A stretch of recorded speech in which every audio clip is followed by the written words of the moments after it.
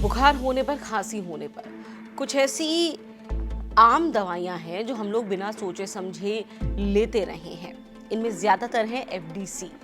जी हाँ, fix dose combination, यानी कि एक से ज़्यादा एंजाइम या फिर एक से ज़्यादा सॉल्ट्स एक दवाई में मिलाकर बनते हैं या फिर हम लोग लेते हैं। इनमें से 156 दवाइयों को बैन कर दिया गया है। क्या पहली बार है ऐसा कि एफडीसीज को बैन किया गया है? नहीं, 2018 में भी हुआ था। और अब तक अगर हम लोग कुल नंबर ऑफ एफडीसीज देखें जिन्हें बैन किया गया है या फिर आउट ऑफ यूज किया गया है, तो ये 500 के करीब हैं। अभी भी हजारों तरह की एफडीसीज हैं मार्केट में जो चल रही हैं। तो क्या इन्हें अभी कंज्यूम करना हानिकारक है? ऐसा नहीं है कि आपके शरीर पर अचानक से इसका कोई दुष्प्रभाव पड़ेगा या फिर ये आपको नुकसान करेगा, क्योंकि लगातार लोग इसे लेते आ रहे हैं। तो अब सवाल ये उठता है कि आखिर इन एफडीसीज को बैन क्यों किया गया है?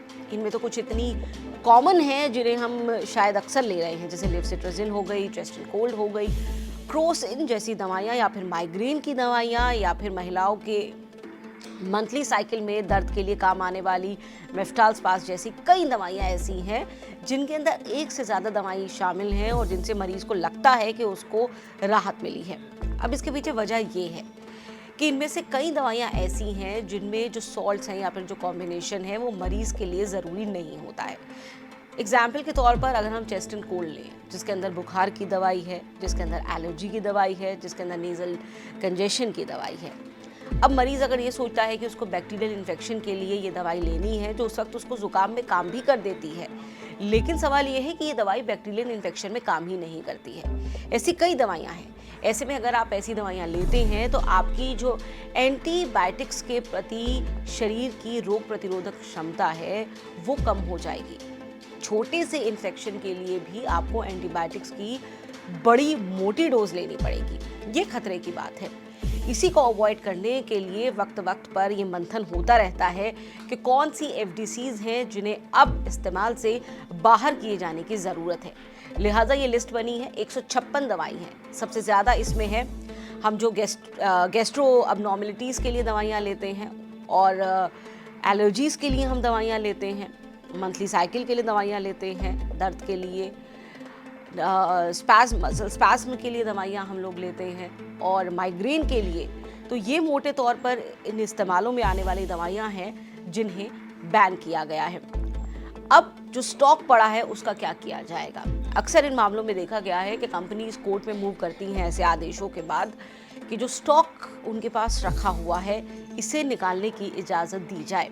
ऐसा कभी कभी दिया भी जाता है, या फिर स्टॉक ज़्यादातर होता है जहाँ जहाँ वो निकाल भी दिया जाता है, क्योंकि जनरल पब्लिक अवेयरनेस इसे लेकर के बहुत कम होती है। बहुत कम लोगों को ये अचानक से पता चलता है कि भाई 156 दवाइयों की फहरिस्त आम जनता तक कैसे पहुँचेगी कि सब लोग ये जान जाएं एक साथ कि ये दवाइयाँ बैन हो गई हैं। लिहाजा ये इन यूज़ बनी रहती हैं, स्टॉक निकलता रहता है।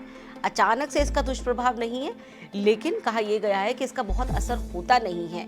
ये एक तरह से आपका बूमरैंग इफ़ेक्ट होता है, और बहुत इंसान को पता नहीं चलता है कि इसका असर उसके शरीर पर हो रहा है या नहीं हो रहा है। तो इनमें से कई एंजाइम्स ऐसे हैं जो आपके शरीर के लिए ज़रूरी नहीं है, लेकिन क्योंकि वो उस दवाई का हिस्सा है, क्योंकि आप वो इसलिए ले रहे हैं कि आपको कई सारी पिल्स ना लेनी पड़े, एक ही पिल में एक ही गोली से आपका काम चल जाए, जबकि उसमें प्लेसबो इफेक्ट होता है। यानी कि आप वो ले रहे हैं, आपको लग रहा है वो असर कर रहा है, लेकिन आपके शरीर पर ना असर हो रहा है, ना आपके शरीर को उस सॉल्ट की ज़रूरत है, लेकिन आपका शरीर उस सॉल्ट को लेकर के रेजिस्टेंस हो सकती है आपके शरीर के अंदर। यानी कि आप आने वाले वक्त में उसे लेकर के आपकी जो बॉडी है वो रिस्पॉन्ड नहीं करेगी, दूसरी कहीं ज़्यादा स्ट्रॉन्ग दवाइयाँ आपको लेनी पड़ेगी।